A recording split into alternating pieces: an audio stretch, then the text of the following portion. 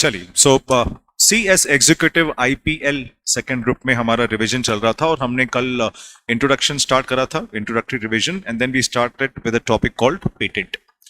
Patent में जो अब नेक्स्ट टॉपिक हमको डिस्कस करना है that is regarding provision specification and complete specification. ठीक है, कल हम लोगों ने रजिस्ट्रेशन प्रोसीजर देखा और रजिस्ट्रेशन प्रोसीजर में एक बहुत इंपॉर्टेंट कॉन्सेप्ट है प्रोविजन स्पेसिफिकेशन का और कंप्लीट स्पेसिफिकेशन का। अब ये होते क्या है जरा इसको समझो। जब भी हम रजिस्ट्रेशन के लिए एप्लीकेशन फाइल करते हैं तो जब तक हमारा इन्वेंशन, जब तक हमारी रिसर्च चल रही होती है, एक रिस्क है कि और कोई हमारा इन्वेंशन कॉपी कर लेता है या किसी को साइमल्टेनियसली अनफॉर्चुनेटली हमारे इन्वेंशन का ख्याल आ जाता है, और अगर उसने एप्लीकेशन हमसे पहले फाइल कर दी तो फिर हमारा जो इन्वेंशन है वो एक तरह से वेस्ट हो जाता है। तो जब आपने इन्वेंशन चालू करा है, आप आपके इन्वेंशन को रजिस्टर करवा सकते हो bye filing a provision specification. अभी आपकी रिसर्च, अभी आपका इन्वेंशन कंप्लीट नहीं हुआ है, लेकिन आप इसको रजिस्टर करवा सकते हो। आप एप्लीकेशन के साथ प्रोविजन स्पेसिफिकेशन लगा दो कि हम इस पर रिसर्च कर रहे हैं, तो आपके नाम पर वो इन्वेंशन बुक हो जाएगा। अब अगर आपके प्रोविजन स्पेसिफिकेशन के बाद कोई और इसको रजिस्टर करना चाहे विद सेम इन्वेंशन, तो उसका रजिस्ट्रेशन अथॉरिटीज एक्सेप्ट नहीं करेगी।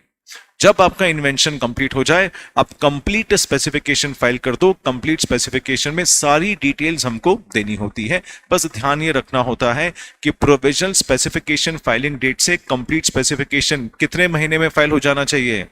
12 महीने में फाइल हो जाना चाहिए। तो ये हम ऑलरेडी पहले पढ़ चुके हैं। बस अब प्रोविजन स्पेसिफिकेशन में कौन कौन से डॉक्यूमेंट्स जाते हैं, कंप्लीट स्पेसिफिकेशन में कौन कौन से डॉक्यूमेंट्स जाते हैं, ये आपको एग्जामिनेशन के पर्पज से ध्यान रखना है। सो देखिए, प्रोविजन स्पेसिफिकेशन में क्या क्या डॉक्यूमेंट्स होते हैं। Documents containing first description regarding nature of invention. आप कैसा इन्वेंशन कर रहे हो उसका पूरा डिस्क्रिप्शन आएगा, नेचर आएगा, उसका एक्सप्लेनेशन आएगा। It does not contain complete details. Complete details यहां पर हो भी नहीं सकती, वो इसलिए क्योंकि अभी आपकी रिसर्च, अभी आपका इन्वेंशन कंप्लीट नहीं हुआ है। Third, it is useful for determining priority date. जब भी हम प्रोविजन स्पेसिफिकेशन फाइल करते हैं तो इससे क्या डिसाइड होती है? Priority date. प्रायोरिटी डेट मतलब वो डेट जिसमें आपने एप्लीकेशन और प्रोविजन स्पेसिफिकेशन फाइल करा है। इस डेट से 12 महीने के अंदर क्या फाइल करना होता है? Complete specification. तो ये डेट हमारे लिए बड़ी इंपॉर्टेंट है, priority date. Then it is filed for patent protection when research is incomplete. हम अपने पेटेंट का सिर्फ प्रोटेक्शन ले रहे हैं, रजिस्टर कर रहे हैं। अभी हमारी रिसर्च कंप्लीट नहीं हुई है तो कम से कम हमारे नाम पर ये बुक हो जाता है। Complete details are provided when research is complete and patent validity starts from date of provision specification। ये बहुत इंपॉर्टेंट पॉइंट है, एग्जामिनेशन में इसमें प्रैक्टिकल क्वेश्चन बन सकता है, ध्यान रखें। कैसे समझो। 14 फेब को आपने क्या फाइल करा? Application plus provision specification. 14 Feb को आपने क्या फाइल करा? Application plus provision specification. Then 16 अक्टूबर को आपने क्या फाइल कर दिया? Complete specification. ये समझ में आ गया? अब आपको पेटेंट ग्रांट होना है। जब पेटेंट ग्रांट होगा, कितने साल के लिए ग्रांट होगा पेटेंट? 20 साल के लिए। तो 20 साल के लिए जब पेटेंट ग्रांट होगा तो कौन सी डेट से ग्रांट होगा? 14 फेब कि 16 अक्टूबर? 14 फेब। बस ये ध्यान रखना है हमको कि पेटेंट का जो टेन्योर है, वैलिडिटी है, वो कब से देखेंगे हम? प्रायोरिटी डेट से देखेंगे, प्रोविजन स्पेसिफिकेशन से देखेंगे। सर यहां पर तो इन्वेंटर को थोड़ा बहुत नुकसान है। बिल्कुल नुकसान है, क्योंकि जिस दिन उसकी रिसर्च कंप्लीट होगी उस दिन से पेटेंट ग्रांट देखते हैं। लेकिन नुकसान ये है कि भाई जितने महीने रिसर्च इनकम्प्लीट हुई हम उसको भी पेटेंट टेन्योर में कवर कर रहे हैं। ये थोड़ा सा नुकसान है, लेकिन इसके आगे बड़ा फायदा है कि उसको कम से कम अपने इन्वेंशन के रजिस्ट्रेशन का मौका मिल गया जब उसका इन्वेंशन इनकम्प्लीट था, तो इतना उसको लॉस सहना पड़ता है। समझ में आ जाए? ओके, अब जरा देखें कंप्लीट स्पेसिफिकेशन। कंप्लीट स्पेसिफिकेशन क्या होता है? ठीक है भाई। अब कंप्लीट स्पेसिफिकेशन में कौन कौन से डॉक्यूमेंट्स, मतलब यू मान के चलो कंप्लीट स्पेसिफिकेशन में इन्वेंशन रिसर्च कंप्लीट हो चुका है कि अभी भी पेंडिंग है? कंप्लीट हो चुका है। तो इसके साथ अपने को कौन कौन से देखने हैं भाई, जरा देखो। फुल डिस्क्रिप्टिव इन्वेंशन, इन्वेंशन का पूरा डिस्क्रिप्शन देना है। इन्वेंशन के यूजेस देना है कि इन्वेंशन किस किस काम आ सकता है। इन्वेंशन को करने के लिए, रिसर्च को करने के लिए आपने कौन कौन से मेथड्स को अडॉप्ट करा है, सारी डिटेल्स आपको देनी है। जितने मेथड्स आपने अडॉप्ट करे हैं उसमें से इन्वेंशन को परफॉर्म करने का बेस्ट मेथड क्या है वो भी आपको प्रिस्क्राइब करना है। इन्वेंशन का स्कोप क्या है, मतलब ये इन्वेंशन हमारे देश के लिए कैसे फायदेमंद होगा, इसका स्कोप क्या है। Technical information related to invention, technical information मतलब अगर आपका इन्वेंशन किसी डिवाइस या मशीन से रिलेटेड है तो मशीन कौन सी यूज करनी है, रॉ मटेरियल कौन सा यूज करना है, एटसेट्रा, सारी टेक्निकल डिटेल्स भी आपको देनी पड़ेगी। Complete specification is filed only when research is complete, it is only filed when research is complete, and description must relate to a single invention or to a group of inventions linked so as to form a single invention concept। अगर आपको ध्यान हो कल हमने discuss करा था दोस्त कि हम एक इन्वेंशन के लिए एक एप्लीकेशन फाइल करते हैं, लेकिन अगर आपके मल्टीपल इन्वेंशन है तो क्या करना पड़ेगा, आपको अलग अलग एप्लीकेशन फाइल करनी पड़ेगी। लेकिन अथॉरिटीज के हाथ में ये पावर है कि अगर उनको लगता है कि आपके इन्वेंशन आर इंटरलिंक्ड तो वो क्या कर सकते हैं, आपके इन्वेंशन को कंबाइन करके वो सिंगल इन्वेंशन ही फॉर्म कर देंगे। ये समझ में आया? तो आपका जो डिस्क्रिप्शन है वो सिंगल इन्वेंशन का भी हो सकता है, लेकिन अगर आपके इन्वेंशन को कंबाइन कर दिया तो सारे इन्वेंशन की एक कंप्लीट स्पेसिफिकेशन चाहिए। बताओ, प्रोविजनल स्पेसिफिकेशन और कंप्लीट स्पेसिफिकेशन क्लियर हो गया? ठीक है। खुशी, पहले ही टाइम पीरियड स्टार्ट हो जाए। I am not getting your question बेटा, इस क्वेश्चन को प्लीज ढंग से पूछो। पहले ही टाइम पीरियड स्टार्ट हो जाए, I am not getting this question, please reframe your question then I will answer बेटा। चलिए आगे। If the application pertains to biological material, what mean by biological material, हमने समझो याद करा था माइक्रो ऑर्गेनिजम्स को आप जेनेटिकली डेवलप कर रहे हो तो क्या वो पेटेंटेबल मटेरियल में आता है? तो जहां से आपने ये बायोलॉजिकल मटेरियल लिया है आपको क्या करना पड़ेगा, उस अथॉरिटी की रिपोर्ट सबमिट करनी पड़ेगी। So if the applicant pertains to biological material from India, the applicant is required to submit permission from National Biodiversity Authority anytime before the grant of patent। अब बहुत इंपॉर्टेंट है, आपने provisional specification file करा, आपका invention is related to micro organisms मतलब biological material, क्या अभी report submit करने की जरूरत है? मिल जाए तो ठीक, नहीं तो बाद में सबमिट कर सकते। दूसरा, आपने इन्वेंशन कंप्लीट कर लिया, इन्वेंशन कंप्लीट कर लिया तो आपने कंप्लीट स्पेसिफिकेशन फाइल कर दिया, क्या अभी ये माइक्रो ऑर्गेनिज्म की परमिशन की रिपोर्ट सबमिट करना जरूरी है? नहीं, यही कंफ्यूजन होता है। कंप्लीट स्पेसिफिकेशन तक अगर आपको इनकी रिपोर्ट नहीं मिले, अथॉरिटी की रिपोर्ट नहीं मिले, चल जाएगा। अथॉरिटी ये कहती है, कंट्रोलर ये कहता है कि आपको माइक्रो ऑर्गेनिज्म या किसी भी बायोलॉजिकल मटेरियल की रिपोर्ट कब तक सबमिट करना है? Before grant of patent. हम पेटेंट ग्रांट करें उसके पहले आप रिपोर्ट सबमिट कर दो। इसका मतलब अगर रिपोर्ट नहीं आई तब तक क्या आपको पेटेंट ग्रांट होगा? नहीं, क्योंकि अथॉरिटीज को भी मालूम है कि ये लोग रिपोर्ट बड़ी लेट देते, तो अगर ये लोग रिपोर्ट देंगे, लेट देंगे, तो आपका तो पेटेंट ग्रांट ही रुक जाएगा। तो कम से कम प्रोविजनल और कंप्लीट स्पेसिफिकेशन की फॉर्मेलिटीज तो कंप्लीट करो, जैसे रिपोर्ट आ जाए सबमिट कर दो, कोई प्रॉब्लम नहीं। आगे बात समझ में? ओके, देन आखिरी में आपको क्या देना पड़ता है कंप्लीट स्पेसिफिकेशन में? डिक्लेरेशन एज टू इन्वेंटरशिप, मतलब आपको ये डिक्लेयर करना पड़ता है that you are true and first inventor. सारी चीजें समझ में आ गई? पक्का? चलिए,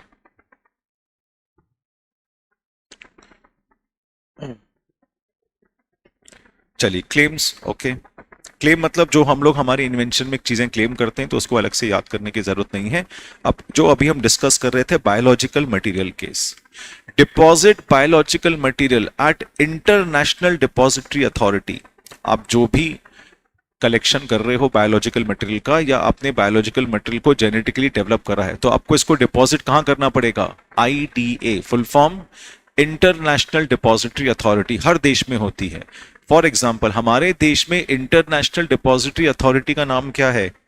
MTCC, नया नाम लिख लेना, MTCC, full form microbial type collection centre and gene bank. कहां पर आता है ये? Chandigarh.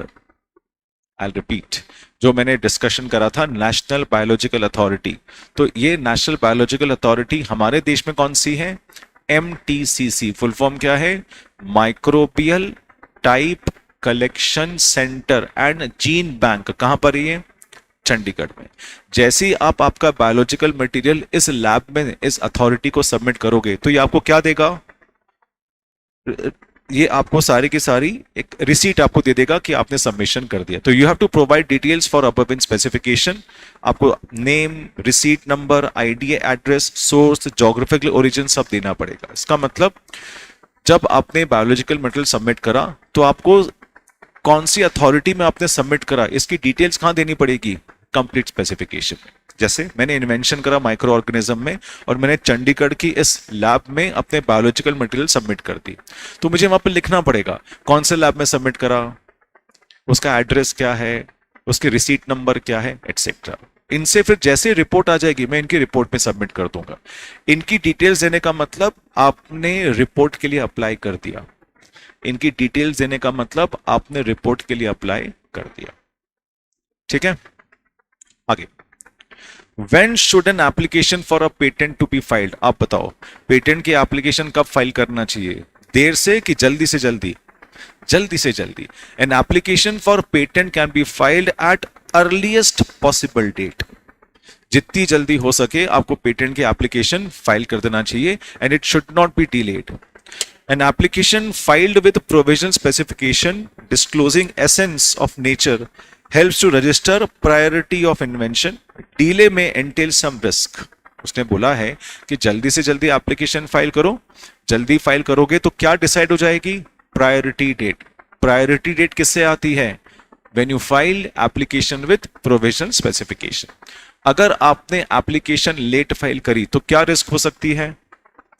Some other inventor might file a patent application. वो आपके पहले और कोई फाइल कर देगा। और दूसरी रिस्क क्या हो सकती है?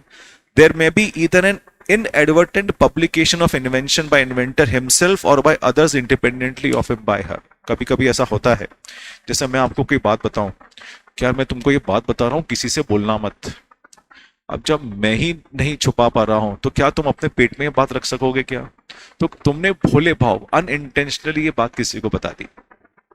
वैसे ही समझो, मैं एक इन्वेंटर, मैं एक साइंटिस्ट, अब मैं रिसर्च में 24 घंटे काम कर रहा हूं। मैंने एक ब्रेक लिया, सैटरडे संडे अपनी गर्लफ्रेंड के साथ घूमने निकल गया और इमोशंस में बहकर मैंने अपनी गर्लफ्रेंड को बता दिया कि मैं इन्वेंशन क्या कर रहा हूं।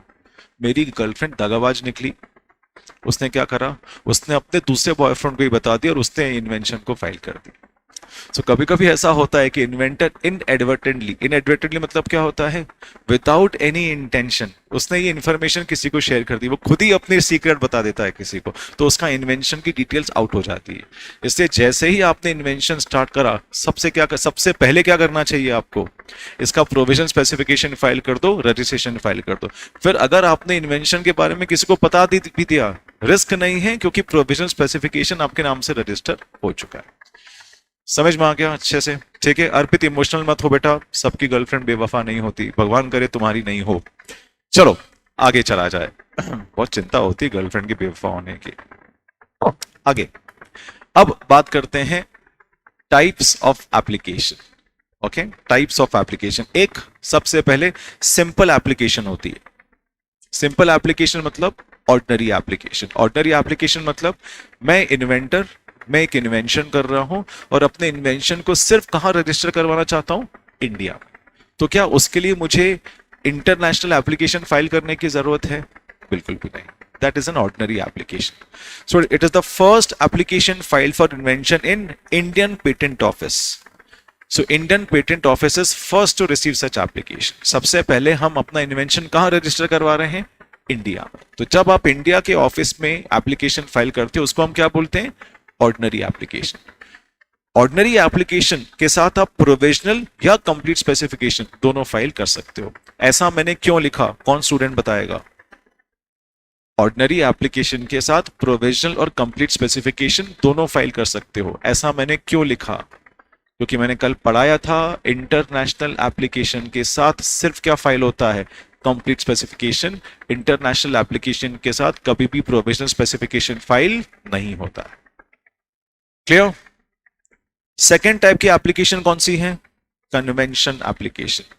अब आप दोस्त ध्यान रखना, मैंने आपको पीसीटी के दो फुल फॉर्म्स बताए थे। एक पेरिस कन्वेंशन ट्रीटी, दूसरी पेटेंट कोऑपरेशन ट्रीटी। अगर आप पेरिस कन्वेंशन ट्रीटी की कंट्रीज के साथ में या उनके अंडर अपने पेटेंट को रजिस्टर करवाना चाहते हो तो पेरिस कन्वेंशन ट्रीटी के अंडर एप्लीकेशन का नाम क्या हो जाएगा? Convention application. बहुत इजी है। तो हमारे फुल फॉर्म से पीसीटी के Paris convention treaty and patent cooperation treaty. अगर आप पेरिस कन्वेंशन ट्रीटी के अंडर पेटेंट को रजिस्टर करवाना चाहते हो तो आपकी एप्लीकेशन का नाम क्या होगा? Convention application. और अगर आप पेटेंट कोऑपरेशन ट्रीटी के अंडर रजिस्ट्रेशन करवाना चाहते हो तो आपकी एप्लीकेशन का नाम क्या होगा? International application. सो मैं तीनों को समराइज करता हूं, अभी डिटेल पढ़ेंगे, तीनों को समराइज करता हूं। मैं एक इन्वेंटर, मैं सिर्फ अपने इन्वेंशन को इंडिया में रजिस्टर करवाना चाहता हूं सबसे पहले। तो एप्लीकेशन मैंने फाइल करी इंडियन पेटेंट ऑफिस में। मेरी एप्लीकेशन का नाम ऑर्डिनरी एप्लीकेशन। अगर मैं अपने इन्वेंशन को पेरिस कन्वेंशन ट्रीटी की कंट्रीज के अंडर रजिस्टर करवाना चाहता हूं, एप्लीकेशन का नाम कन्वेंशन एप्लीकेशन। और अगर मैं पेटेंट कोऑपरेशन ट्रीटी के अंडर अपने इन्वेंशन को रजिस्टर करवाना चाहता हूं तो मेरी एप्लीकेशन का नाम इंटरनेशनल एप्लीकेशन। समझ में आ गया? अब देखते हैं कन्वेंशन एप्लीकेशन की डिटेल्स। कन्वेंशन एप्लीकेशन कहां पर होगी? Under Paris convention treaty. क्या इसका इंडिया मेंबर है? Yes, India is a member. Member countries to provide same sort of rights and privileges to citizens of other countries as well. मतलब जैसे India और US दोनों किसके मेंबर हैं? Paris convention treaty. तो अगर यूएस ने इंडियन सिटीजन्स को वहां पर जो राइट्स दिए वैसे ही राइट्स मैं यूएस सिटीजन्स को इंडिया में दूंगा। मैंने आपको नाम बताया था, एक टिट फॉर टैट। जैसा आप करोगे वैसे, अगर आपने इंडियन सिटीजन को एक लड्डू खिलाया तो मैं यूएस सिटीजन्स को यहां पर एक ही लड्डू दूंगा, साथ में दाल बाफले नहीं दूंगा। ये बात समझ में आ गई अच्छे से? Okay. It is filed in India और another convention country with in 12 months from filing application in convention country. मतलब अगर आपने किसी भी कन्वेंशन कंट्री में एप्लीकेशन फाइल करा तो देखो सबसे पहले कौन सी कंट्री में आपने एप्लीकेशन लगाई, उस डेट से दूसरी कंट्रीज में एप्लीकेशन कितने महीने में चले जाना चाहिए? 12 महीने में। सो कन्वेंशन एप्लीकेशन के लिए टाइम लिमिट ध्यान रखना है, कितनी है? 12 महीने। ठीक है, ये समझ में आ गया? सॉरी, नहीं, इंटरनेशनल। अपन अभी अब सेकेंड एग्जांपल क्या हो जाएगा कि मैं एक इन्वेंटर हूं and I want to register my invention in multiple countries, so I will not go for ordinary application, I will be going for convention application. अब फॉर एग्जांपल सबसे पहले मैंने एप्लीकेशन लगा दी चाइना में ऑन 1 जनवरी, यूएस में लगाई 1 मार्च, UK में लगाई 1 जून। ठीक है, अब दूसरी कंट्रीज में मुझे कन्वेंशन एप्लीकेशन फाइल करनी है तो कितने महीने के अंदर? 12 महीने। 12 महीने कहां से गिनने हैं? पहली कन्वेंशन कंट्री में एप्लीकेशन कब लगाई? 1 जनवरी। कौन सी कंट्री में? चाइना। तो 1 जनवरी से 12 महीने के अंदर सारी कंट्रीज में एप्लीकेशन चले जाना चाहिए। 12 महीने के बाद जिस कंट्री में जाएगी वहां एक्सेप्ट नहीं होगी, जिन कंट्रीज में 12 महीने के पहले चलेगी वहां एक्सेप्ट हो जाएगी। तो कुछ लोगों को ये टाइम लिमिट कम पड़ती है, कुछ लोगों को ये टाइम लिमिट कम पड़ती है, तो फिर वो कन्वेंशन एप्लीकेशन मतलब पेरिस कन्वेंशन ट्रीटी में नहीं जाकर कहां आ जाते हैं? Patent cooperation treaty. Patent cooperation treaty में यही 12 महीने की टाइम लिमिट क्या हो गई है? 31 महीने हो गई है। अगर बाय चांस आपको लगता है कि आपने एप्लीकेशन तो फाइल कर दी लेकिन दूसरी कंट्रीज में फाइल करने में टाइम लग रहा है तो आप कन्वेंशन एप्लीकेशन में मत जाओ, किस में चले जाओ? International application. इंटरनेशनल में कौन सी ट्रीटी कवर्ड है? Patent cooperation treaty. सो यहां पर टाइम लिमिट क्या रहेगी? प्रोविजन सेम है, बस 12 महीने की जगह टाइम लिमिट क्या हो जाएगी? 31 months. So if you are confident that your research is completed, you will be able to file applications in all the countries within 12 months. Go under Paris Convention, else go under patent cooperation. कोई problem नहीं। समझ में आ गया? Okay. Next, publication of application. What do mean bye publication? बताओ, हमारी patent की application कहां पब्लिश होती है? पेटेंट जर्नल में। और जब पब्लिश होती तो उसके बेसिस पर दूसरे लोग क्या कर सकते हैं? ऑब्जेक्शंस ले सकते हैं। सारे पढ़ेंगे अपन ऑब्जेक्शंस। अब हमारा टॉपिक क्या चालू होगा? Publication of application. देखो, सबसे पहले इसमें एक पीरियड आता है, उसको हम क्या बोलते हैं? उसका नाम मैंने क्या दे दिया अपने वर्ड्स में? Cooling of period. Cooling of period मतलब आपने एप्लीकेशन फाइल कर दी, सारी डिटेल्स फाइल कर दी, अब थोड़ा सा आराम करो। कितना आराम करना है? 18 महीने आराम करना है। कितना आराम करना है आपका? 18 महीने। ठीक है। मोहम्मद पेरिस कन्वेंशन में एक्स्ट्रा एडवांटेज बस यही होता है कि आपका रजिस्ट्रेशन जल्दी होगा बेटा, और रॉयल्टी जल्दी जल्दी मिलने लग जाएगी। समझ में आया? जितना लेट दूसरी कंट्रीज में जाएगा रॉयल्टी में उतना डिले होगा, बस बेटा ये एडवांटेज है, और कोई एडवांटेज नहीं है बेटा। चलो, पब्लिकेशन में सबसे पहले कूलिंग ऑफ पीरियड ध्यान रखना है, 18 महीने। What do mean by this 18 महीने? Every application for patent is published, very important, after expiry of 18 months from date of filing और priority date which ever is earlier. I repeat, जो भी आपने patent application file करी है वो publish कब होगी? After the expiry. ध्यान रखना यहां पर विद इन 18 months नहीं है, after expiry of 18 months from the date of its filing और priority date which ever is earlier. Sir ये समझ में नहीं आया, इसका मतलब क्या होगा? कभी कभी ऐसा होता है कि आपने एप्लीकेशन फाइल करी और आपने उसके साथ प्रोविजन स्पेसिफिकेशन फाइल नहीं करा, सीधे क्या कर दिया? Complete specification. पहले सिंपल केस लेते हैं। सो आपने 1 जनवरी को एप्लीकेशन लगाई विद कंप्लीट स्पेसिफिकेशन। 1 जनवरी से क्या गिनना है? 18 महीने। जैसे ही आपकी कंप्लीट हो गई ना 1 जनवरी से क्या गिनना है? 18 महीने। 18 महीने कंप्लीट होंगे उसके बाद आपकी एप्लीकेशन को पब्लिश करा जाएगा। कहां पर? जर्नल। ठीक है। हाँ, बाय चांस आपने अब एप्लीकेशन के साथ प्रोविजनल स्पेसिफिकेशन फाइल करा है तो क्या डिसाइड हो गई? Priority date. अब यहां पर हमारे पास 2 डेट्स आ जाएगी, एक आ गई प्रायोरिटी डेट और दूसरी आ गई कंप्लीट स्पेसिफिकेशन फाइल करने की डेट। तो ये जो 18 महीने हैं कहां से गिनना है? प्रायोरिटी डेट से गिनना है। बात समझ में आ रही है? जैसे आपने प्रोविजन स्पेसिफिकेशन फाइल करा 1 जनवरी, प्रोविजन स्पेसिफिकेशन फाइल करा 1 जनवरी, कंप्लीट स्पेसिफिकेशन फाइल करा 1 जून, तो 18 महीने कहां से गिनना है? 1 जनवरी से गिनना है। ये समझ में आ गया? इसलिए यहां पर मैंने अर्लियर लिखा है। शिवांश, उसका टेंशन नहीं है बेटा, आपके नोट्स में ऑलरेडी ये है, ये मैंने बस उसको एक जगह कंपाइल कर दिया है ताकि आपको इसमें चीजें आसान लगे। हाँ जी, हाँ जी, मैं कांट उसको बोलो वापस कोशिश करे, क्योंकि यहां पर सारे लोग ज्वाइंट है बेटा, है ना? उसने लिंक सही करिए क्या, एक बार देख लो। चलिए, however following applications are not published, ये एग्जामिनेशन में क्वेश्चन आ सकता है। कौन कौन सी एप्लीकेशन को पब्लिश नहीं किया जाता? बोलो कहां पब्लिश नहीं किया जाता? जर्नल में, पेटेंट जर्नल में पब्लिश नहीं किया जाता। कौन कौन सी? पहली, application in which secrecy direction is imposed under section 35। पढ़ा हुआ है हमने, सेक्शन 35 में कभी कभी गवर्नमेंट रजिस्ट्रार को सीक्रेसी डायरेक्शन इंपोज करती है। फॉर एग्जाम्पल, मेरा invention is related to defence, ठीक है? सो जैसे ही डिफेंस से रिलेटेड होता है रजिस्ट्रार किसको इन्फॉर्म कर देगा? सेंट्रल गवर्नमेंट, क्योंकि साहब डिफेंस वाला इन्वेंशन बहुत अच्छा है, क्या करना है इसका। अब अगर गवर्नमेंट को लगता है कि नहीं इस इन्वेंशन को अभी पब्लिक नहीं करना चाहिए तो उसमें सीक्रेसी डायरेक्शन इशू हो जाएगा। आप सारी फॉर्मेलिटीज कर भी दोगे ना तो भी आपकी एप्लीकेशन पब्लिश नहीं होगी। अब बताओ पब्लिश कब होगी?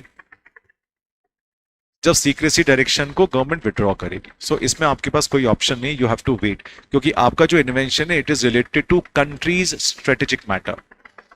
जब भी कंट्री के स्ट्रेटेजिक मैटर पर इन्वेंशन रिलेट होता है तो गवर्नमेंट उस पर क्या इशू कर देती है? Secrecy direction. फिर आपको वेट करना पड़ता है, कुछ नहीं कर सकते हो आप, ठीक है? Second, application which has been abandoned under section 91, that is when a provisional specification has been filed and complete specification has not been filed within 12 months। उन्होंने बोला है कि आपने प्रोविजन स्पेसिफिकेशन फाइल कर दिया और कंप्लीट स्पेसिफिकेशन या तो आपने फाइल नहीं करा या 12 महीने के अंदर फाइल नहीं करा, तो ऐसी एप्लीकेशन को हम पब्लिश नहीं करेंगे क्योंकि आपने डिफॉल्ट करा है। थर्ड, मोहम्मद उसमें टाइम डिले हो जाएगा लेकिन चलेगा क्योंकि उसमें सीक्रेसी डायरेक्शन है बेटा। सीक्रेसी डायरेक्शन में टाइम लिमिट को वो बढ़ा सकते हैं, कोई प्रॉब्लम नहीं है बेटा। और जो टाइम लिमिट बढ़ेगी वो भी बेटा मैं आगे पढ़ाऊंगा, don't have to worry. Next, application which has been withdrawn within 15 months, that is applicant doesn't want to apply. अगर आपने एप्लीकेशन फाइल करी, ठीक है, आपने एप्लीकेशन फाइल कर ली, अब एप्लीकेशन को पब्लिश होने के लिए कितना वेट करना पड़ेगा? आई रिपीट, आपने एप्लीकेशन फाइल करी, एप्लीकेशन को पब्लिश होने के लिए कितना वेट करना पड़ेगा? 18 महीने। लेकिन आपने 15 महीने के अंदर आपकी एप्लीकेशन को विड्रॉ कर लिया। 18 महीने कंप्लीट नहीं हुए हैं, 15 महीने के अंदर आपने एप्लीकेशन को विड्रॉ कर लिया कि मैं अपनी एप्लीकेशन को या तो नहीं छपवाना चाहता या इन्वेंशन को रजिस्टर नहीं करवाना चाहता। तो it is very well understood कि अगर आपने एप्लीकेशन को विड्रॉ करा तो पब्लिश थोड़ी होगी। ये बात समझ में आ गई? तो ये 3 एप्लीकेशंस पब्लिश नहीं होती है, ये ध्यान रखना। तो ये जो पूरा कॉन्सेप्ट है ये इंपॉर्टेंट मार्क करिएगा कि कौन कौन सी एप्लीकेशन पब्लिश नहीं होती है, कौन कौन सी एप्लीकेशन पब्लिश नहीं होती है, ये हमारे लिए important. Next, in case one wants to get it published earlier, अगर बाय चांस कोई इन्वेंटर ये चाहता है कि उसकी एप्लीकेशन जल्दी पब्लिश हो जाए, जल्दी पब्लिश हो जाए मतलब 18 महीने के पहले पब्लिश हो जाए, उसको क्या करना पड़ेगा? He has to make a request to authority in form number 9 for early publication। तो इसका राइट है कि ये रिक्वेस्ट कर सकता है, रिक्वेस्ट कर सकता है। अगर रजिस्ट्रार को लगता है कि ठीक है हम इसकी एप्लीकेशन को जल्दी पब्लिश कर देंगे तो जल्दी पब्लिश हो जाती है। It is only a request, it is not a right. Clear? आगे, when a restriction is placed by Indian Patent Act with regards to publishing, the same will not be published in the journal। कभी कभी Indian patent act कुछ invention पर restriction लगा देता है कि इस इन्वेंशन को हम पेटेंट ही नहीं देंगे, जैसे एटॉमिक एनर्जी। तो अगर बाय चांस कभी कभी ऐसा होता है, आपने एक इन्वेंशन करा, प्रोविजन स्पेसिफिकेशन ले लिया और बाद में लॉ में अमेंडमेंट हो गया कि इस इन्वेंशन को हम नॉन पेटेंटेबल डिक्लेयर करते हैं, तो आपकी एप्लीकेशन को पब्लिश नहीं किया जाएगा और आपकी एप्लीकेशन को क्या कर दिया जाएगा? अबैंडन कर दिया जाएगा कि अब आपका जो इन्वेंशन है वो नॉन पेटेंटेबल लिस्ट में आ गया। कभी कभी ऐसा धोखा भी होता है। Clear? Next, publication of every application shall include particulars of date, number of application, name and address of applicant, identifying application and an abstract. जब भी आपकी एप्लीकेशन पब्लिश होगी तो एप्लीकेशन पब्लिकेशन के साथ क्या आएगा? एक तरह से एप्लीकेशन का बायोडेटा आ जाएगा कि आपकी एप्लीकेशन का नंबर क्या है, एप्लीकेशन की डेट कब है, एप्लीकेंट का नाम और एड्रेस क्या है, और आपके इन्वेंशन का एब्स्ट्रैक्ट। एब्स्ट्रैक्ट मतलब क्या होता है? Short summary. एब्स्ट्रैक्ट मतलब short summary. Upon publication the depository institution, पढ़ने के पहले बताओ डिपॉजिटरी इंस्टीट्यूशन मतलब वो बायोलॉजिकल मटेरियल वाली, मैंने अभी एग्जांपल दिया था चंडीगढ़ वाली MTCC. Depository institution shall make a biological material mentioned in specification available to public. तो जैसे ही एप्लीकेशन पब्लिश हो जाती है, ये बायोलॉजिकल मटेरियल कहां पड़ा हुआ है अभी? डिपॉजिटरी इंस्टीट्यूशन के पास। तो पब्लिक अब उसको एक्सेस कर सकती है कि हाँ बताओ बायोलॉजिकल मटेरियल कौन सा है। ऐसा तो ना कि ये पहले का इन्वेंशन है और इसकी सिर्फ डिस्कवरी है। अगर बाय चांस सिर्फ डिस्कवरी होगी तो क्या इसकी एप्लीकेशन पर ऑब्जेक्शन उठा देंगे? यस, काफी सारे ऐसे लोग होते हैं जो इन्वेंशन पर ऑब्जेक्शन उठाने के लिए हमेशा एक पांव पे तैयार होते हैं। ठीक है। From date of filing till date of grant, क्या है date of filing? Date of filing of application till date of grant of patent. The applicant shall have like privileges and rights as if a patent of invention has been granted on the date of publication of application। बड़ी विचित्र चीज है, बड़ी अजीब सी चीज है, लेकिन ये इंपॉर्टेंट है। क्या मतलब है? आपने एप्लीकेशन को फाइल कर दिया लेकिन अभी आपको पेटेंट नहीं मिला, आपके इन्वेंशन को अभी पेटेंट नहीं मिला है, फिर भी आपको वैसे ही राइट्स हैं जैसे कि आपको पेटेंट मिल गया। मेरी रिसर्च को अभी पेटेंट ग्रांट नहीं हुआ लेकिन एप्लीकेशन फाइल हो चुकी है, फिर भी मुझे ऐसे ही राइट्स और प्रिविलेजेस होंगे जैसे कि मेरा पेटेंट ग्रांट हो गया। लेकिन बाय चांस मेरे इन्वेंशन को और किसी ने कॉपी करा, सो मैं उसके खिलाफ केस फाइल नहीं कर सकता। बहुत बड़ी बात है। मेरे इन्वेंशन को पेटेंट ग्रांट होने के पहले अगर किसी ने कॉपी करके यूज करने की कोशिश करी, मैं उसके खिलाफ अभी केस फाइल नहीं कर सकता। क्यों नहीं कर सकता? क्योंकि अभी पेटेंट ग्रांट थोड़ी हुआ है। जैसे ही पेटेंट ग्रांट होगा मैं उसके खिलाफ केस फाइल कर क्या क्लेम करूंगा? डैमेजेस, कॉम्पनसेशन की तेरी वजह से मेरे इन्वेंशन का नुकसान हुआ। ये जो है एक सहूलियत प्रोवाइड करी है इन्वेंटर को। समझ में आ गया? जैसे मैंने यहां पर लिखा हुआ है, so what's the significance of point 6 if you can not file case? You can claim damages from publication date after you have granted the patent. जैसे ही आपको पेटेंट ग्रांट हो जाएगा, अब डैमेजेस को क्लेम कर सकते हो। अब देखो जरा, इसको मैं एक न्यूमेरिकल एग्जांपल की बेसिस पर समझाता हूं, ठीक है? आपने पेटेंट एप्लीकेशन फाइल करी है on 1 January 23 with complete specification. ऐसा एग्जांपल ले लें, ठीक है? तो दिस इज 1 जनवरी 2023। आपको पेटेंट ग्रांट हुआ on 30th June 2025। Let's say आपको पेटेंट कब ग्रांट हुआ? 30th जून 2025, ठीक है? आपकी एप्लीकेशन पब्लिश हुई, ऑन 1 फरवरी 2024। आपकी एप्लीकेशन पब्लिश हुई ऑन 1 फरवरी, इनफैक्ट और ज्यादा ले लेते हैं हम, 1 मई 2024 एग्जांपल ले रहे हैं। आपकी पब्लिश कब हुई एप्लीकेशन? 1 मई 2024। इसको क्या हो गया, एक मिनट,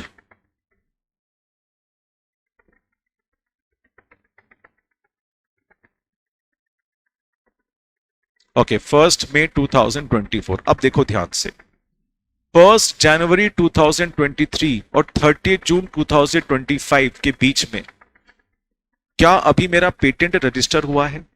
नहीं, लेकिन मेरे पास वही राइट्स एंड प्रिविलेजेस है कि मेरा पेटेंट मुझे मिल गया है। अब बाय चांस किसी पर्सन ने इस पीरियड के बीच में, मेरे इन्वेंशन को कॉपी कर लिया और वो यूज करने लग गया, तो क्या मैं इस पीरियड में उसके खिलाफ केस फाइल कर सकता हूं? नहीं। लेकिन जैसे ही पेटेंट ग्रांट हुआ, पेटेंट ग्रांट कब हुआ? पेटेंट ग्रांट हुआ 30 जून 2025। मैं सबसे पहले क्या करूंगा? मैं उस पर केस फाइल करूंगा and I will claim damages. अब इंपॉर्टेंट है, डैमेजेस मतलब क्या होता है? डैमेजेस मतलब not share of profit, damages मतलब आई एम क्लेमिंग कॉम्पनसेशन, कि मुझे जितना नुकसान हुआ है तेरी वजह से, मुझे 6 करोड़ का नुकसान हुआ है, ला ये 6 करोड़ मुझे दे। मेरा केस कोर्ट में चल रहा है। अब कोर्ट अगर मुझे डैमेजेस ग्रांट करेगा तो कौन सी डेट से ग्रांट करेगा?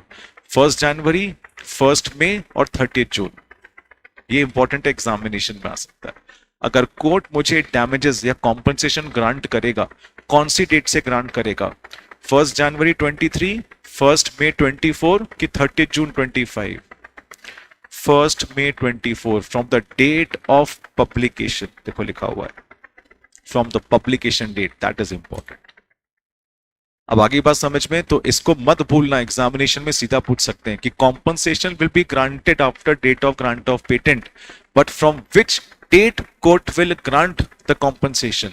From the date of publication, from the date of publication. ये बात समझ में आ गई अच्छे से? ठीक है, ओके, तो इसको ध्यान रखिएगा, डैमेजेस हमको हमेशा पब्लिकेशन डेट से मिलते हैं। उसके बाद मेरे पास एक क्वेश्चन आया था कि सर वो सीक्रेसी प्रोविजन केस में अगर सेंट्रल गवर्नमेंट ने इंपोजिशन लगा दिया तो ऐसे तो टाइम आगे बढ़ सकता है। ये यहां पर एक्सप्लेनेशन मैंने इसका दिया हुआ है, जरा देख लो इसको। Once secrecy provision is revoked, क्या मतलब है? I'll repeat, अच्छे से समझो, ये थोड़ा सा इंपॉर्टेंट है, इसलिए मैं इसको थोड़ा सा धीरे धीरे चला रहा हूं। आपकी एप्लीकेशन को जर्नल में पब्लिश करना है, तो कूलिंग ऑफ पीरियड कितना है? 18 महीने। आपकी एप्लीकेशन फाइल किस केस में नहीं होगी? अगर गवर्नमेंट ने इस पर सीक्रेसी प्रोविजन लगा दिया। ठीक है, जैसे ही सीक्रेसी प्रोविजन रिवोक होगा, मतलब गवर्नमेंट इस सीक्रेसी प्रोविजन को वापस ले लेगी, तो आपकी एप्लीकेशन का क्या होगा? वो पब्लिश हो जाएगी। कब? At least at the earliest of 18 months are over. मतलब कभी कभी ऐसा होता है कि 18 महीने खत्म होने के पहले सीक्रेसी प्रोविजन को विड्रॉ कर दिया जाता है, तो बस तभी आपकी एप्लीकेशन को पब्लिश होगा, या फिर at the expiry of 18 months. Simple अगर वे में इसको समझना है, अगर सीक्रेसी प्रोविजन 18 महीने के पहले हटा दिया तो सेम प्रोविजन लागू हो जाएगा, और बाय चांस सीक्रेसी प्रोविजन 18 महीने के पहले नहीं हटाया तो जब हटाया तब पब्लिश हो जाएगा। सीधी सी बात। इसका मतलब जब तक सीक्रेसी प्रोविजन आपके इन्वेंशन पर लगा हुआ है, आपकी एप्लीकेशन जर्नल में पब्लिश नहीं हो सकती।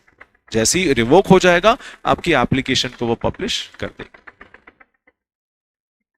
नहीं नहीं, रिवोक से नहीं, ये 18 महीने वही वाले कूलिंग ऑफ पीरियड वाले, तो रिवोकेशन से 18 महीने नहीं, बेचारा पागल हो जाएगा। 18 महीने खत्म हो गए, उसके बाद रिवोक करा, जैसे रिवोक करा पब्लिश कर दे। Okay, request for examination. हाँ, what do mean by this examination? हमने अभी पेटेंट एप्लीकेशन फाइल करी थी और पूरे प्रोसेस का वेट कर रहे थे, लेकिन अब होता क्या है, हमारी एप्लीकेशन जब तक एग्जामिन नहीं हो जाएगी तो हमारी एप्लीकेशन आगे नहीं बढ़ेगी। What do mean bye examine?